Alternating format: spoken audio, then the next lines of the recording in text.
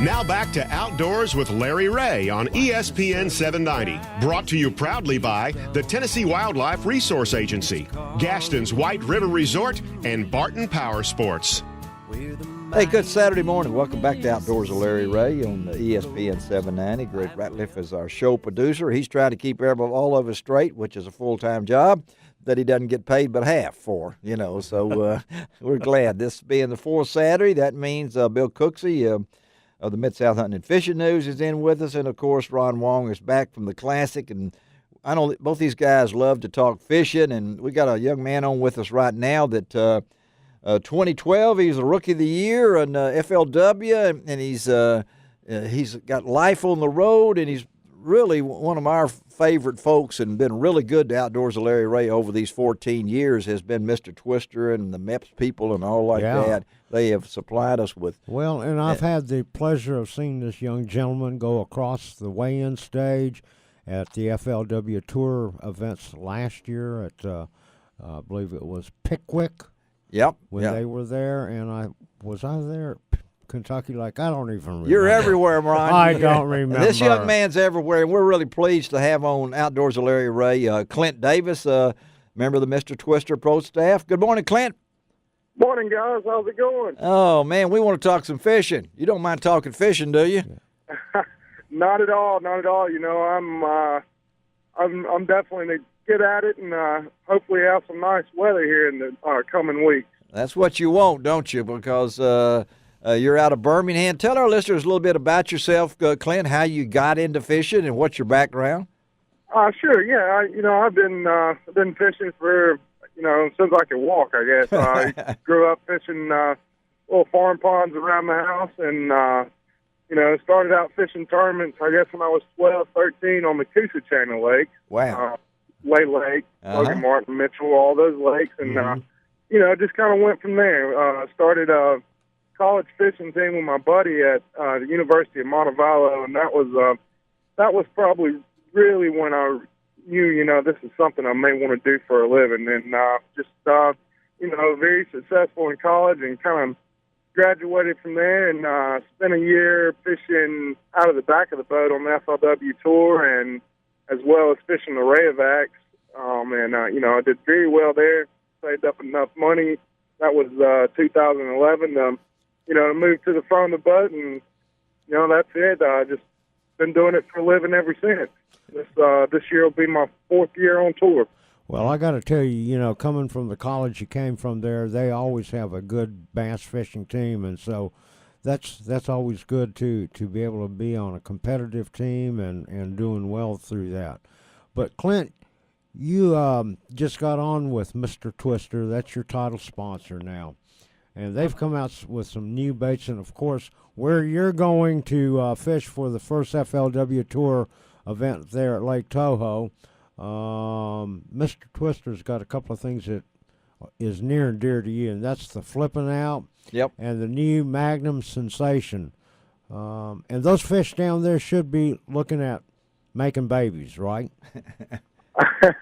Yeah, they should be. It's been really cold, and when we get there, I'm looking at the future cast. Mm-hmm. It's supposed to be mid-80s every day with a full moon the day before the event. So I'm coming. Yeah. I'm expecting a slugfest. It's been a long time coming because our last few years down here have just been honestly not good at all. Just cold front after cold front. And it's really shut the bite down. I've already been down here once this year. I fished the Bass Open on Soho, and I think I finished 26th or 27th. And, I caught every single fish I weighed in on Mr. Twister, flipping out and penetration. And then I went down to Okeechobee from there, and I finished 27th. And now they were both like pretty much the same finish. And I caught all those on the Mr. Twister, flipping out and penetration.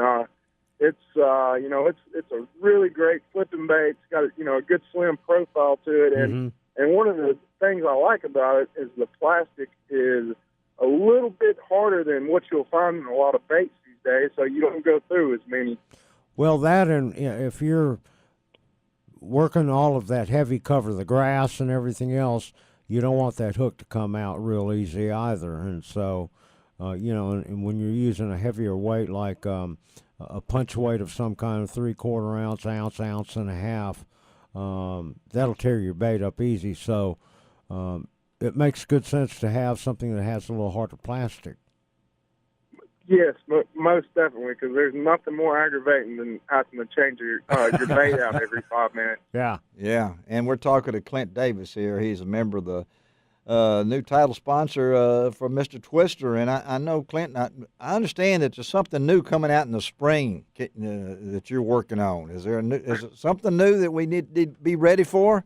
Yeah, there is something new. We've actually been working on it since I originally signed on with them in December of 2013. Uh-huh. And, I'm really excited about it. I can't really say much about it. But, I've been catching fish on it, and, I'm actually about to. Are you going to use it? You getting ready to use it? Yeah, I'm going to have it tied on at Toho. Oh, there you go. Catch fish on it there. Okay. Wow. Right. I hope it's got so you got a great prototype, name. Yeah. And if you could win on Toho with this prototype bait that you're using, that would be awesome. It would be a cool deal. I hope I got enough with me. So I'm. I know they're definitely going to eat this bait. Well, let me ask you, and Bill, I like your, Clent, you started at the back, at the back of the boat. That's an experience, right? I mean, that you've seen. I've been at the back. It's a whole different world when you're 20 feet behind the guy in the front. Yeah. So talk about where you were and where you are now. What did that year at the back of the boat help you as a fisherman? It's a huge learning experience. First of all, no matter what, no matter who you draw, no matter what kind of day you have, you'll always take something from it. Yeah. And for me, like I said, I learned a lot of different things, but probably where I really honed my skills at in the back of the boat was actually finesse fishing, because I grew up a power fisherman, and when you're in the back of the boat, you're trying to get 5 bites. So I got really stinking good with a spinning rod. At my time in the back of the boat. And, it's shown. I had a third place finish with Lake Hartwell, where they just had the Classic in our tour event last year. So, all on a spinning rod. And that's probably the strongest thing I gained, other than what I learned from the people in the front of the boat, was really how to use a spinning rod. Well, who were some of the people in the front of the boat that you fished with? Oh, man, the first event I ever fished as a co-angler, of all people, I drew out with Scott Suggs, Lake Ouachita. Yeah, that's his home lake, and it was the craziest thing. I had never fished, deeper than 10, 15 foot. And he pulls up to this point, and he's sitting over 150 foot of water throwing a swim bait through trees, over 80 foot of water up on a point. And it was just, it'll open your eyes.